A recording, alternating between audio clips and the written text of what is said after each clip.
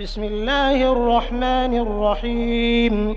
إذا وقعت الواقعة ليس لوقعتها كاذبة خافضة رافعة. إذا رجت الأرض رجا وبست الجبال بسا فكانت هباء منبثا وكنتم أزواجا ثلاثة فأصحاب الميمنة ما أصحاب الميمنة وأصحاب المشأمة ما أصحاب المشأمة والسابقون السابقون أولئك المقربون في جنات النعيم. ثلة من الأولين وقليل من الآخرين على سرر موضونة متكئين عليها متقابلين يطوف عليهم ولدان مخلدون بأكواب وأباريق وكأس من معين لا يصدعون عنها ولا ينزفون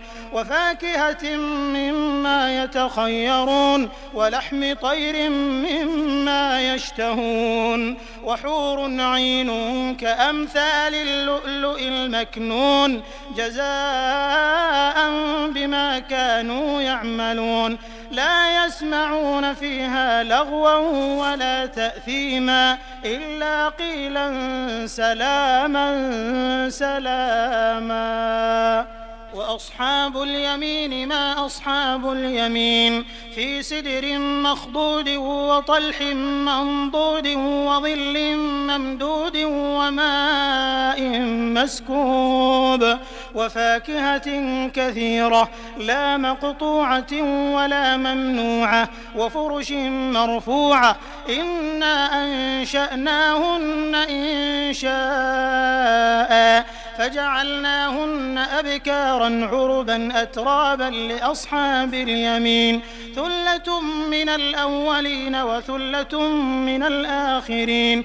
وأصحاب الشمال ما أصحاب الشمال في سموم وحميم وظل من يحموم لا بارد ولا كريم إنهم كانوا قبل ذلك مترفين وكانوا يصرون على الحنث العظيم وكانوا يقولون أئذا متنا وكنا ترابا وعظاما أئنا لمبعوثون أو آباؤنا الأولون.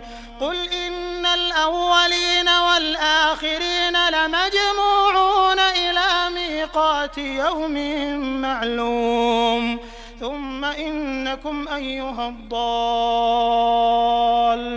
المكذبون لآكلون من شجر من زقوم فمالئون منها البطون فشاربون عليه من الحميم فشاربون شرب الهيم هذا نزلهم يوم الدين. نحن خلقناكم فلولا تصدقون أفرأيتم ما تمنون أأنتم تخلقونه أم نحن الخالقون نحن قدرنا بينكم الموت وما نحن بمسبوقين على أن نبدل أمثالكم وننشئكم فيما لا تعلمون ولقد علمتم النشأة الأولى فلولا تذكرون.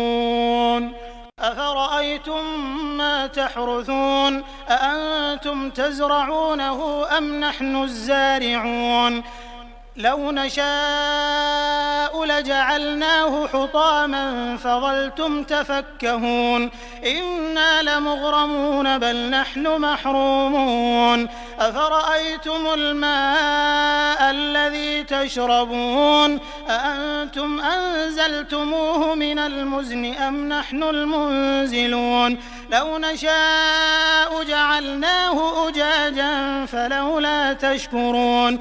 أفرأيتم النار التي تورون أأنتم أنشأتم شجرتها أم نحن المنشئون نحن جعلناها تذكرة ومتاعا للمقوين فسبح باسم ربك العظيم. عظيم فلا أقسم بمواقع النجوم وإنه لقسم لو تعلمون عظيم إنه لقرآن كريم في كتاب مكنون لا يمسه إلا المطهرون تنزيل من رب العالمين أفبهذا الحديث أنتم مدهنون وتجعلون رزقكم أنكم تكذبون فلولا إذا بلغت الحلقوم وأنتم حينئذ تنظرون ونحن أقرب إليه منكم ولكن لا تبصرون